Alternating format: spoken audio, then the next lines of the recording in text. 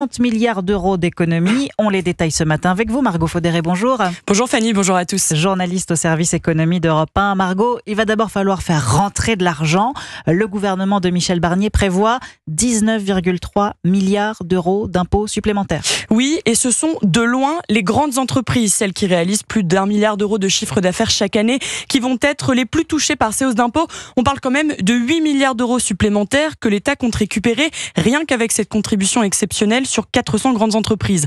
Les particuliers les plus fortunés, ça représente 65 000 foyers, vont aussi être mis à contribution à hauteur de 2 milliards d'euros.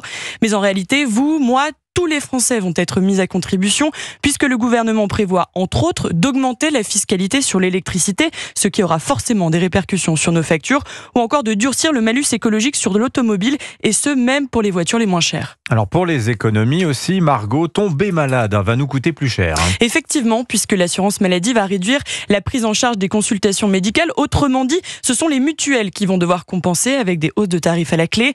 Le gouvernement compte aussi faire plus de 3,5 milliards d'euros d'économies en reportant de 6 mois la revalorisation des retraites, mesure qui a déjà fait beaucoup de bruit.